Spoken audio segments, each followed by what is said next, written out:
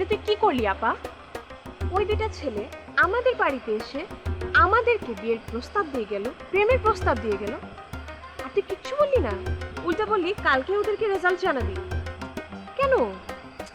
তুই এখনো বুঝতে পারছিস না? আমার না সেন্টুকে অনেক ভালো লেগে গেছে রে।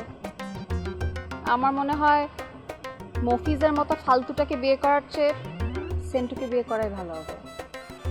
এসব তুই কি বলছিস আপু? বাবা জানতে পারলে কি করবে একবার ভেবে দেখেছিস? আরে বাবাকে তুই এত কেন ভয় পাচ্ছিস? বিয়েটা তো আমার, আর এটাই কি হওয়া উচিত না? সারা জীবন তো সংসার আমারই করতে হবে। সো আমি চাই আমি এমন একটা মানুষকে বিয়ে করি যাকে আমি জানবো, চিনবো, যাকে আমার ভালো লাগবে। আর সংসারটাও তো সারা জীবন আমারই করতে হবে, তাই না? কিন্তু আপু, আমাদের বাবা হলো এই গ্রামের চেয়ারম্যান, আর ওরা সাধারণ জনগণ। আমরা যদি ওদেরকে ভালোবেসে বিয়ে করি, বাবার কত বড় অপমান হবে তুমি বুঝতে পারছো? ও আচ্ছা, আমরা তার মানে তলে তলে আমার বোনও পানি খাচ্ছে। শোন, মিন্টুকে আমার অনেক ভালো লাগে, সেন্টুকে আমার ভালো লাগে, মিন্টুকে তোর ভালো লাগে, তাহলে তো হয়ে গেল। তুই মিন্টুকে বিয়ে করলি, আমি সেন্টুকে বিয়ে করলাম।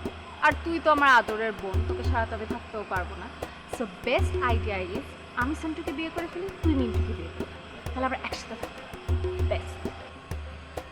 ইয়ে মানে আপু, যেহেতু তোর সেন্টুকে আর আমার মিন্টুকে পছন্দ হয়ে গেছে, মানে তুই তো আমার বড় বোন তাই না, তোর করে কি আর আমি কথা বলতে পারি?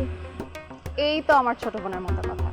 শোন, কালকে যখন ওরা আসবে আমরা দুজনকে বলে দিব যে আমরা ওদের দুজনকে ভালোবাসি, বাট তুই একটু সময় নিয়ে যাচাই বাছাই করে নিস প্লিজ, ওকে?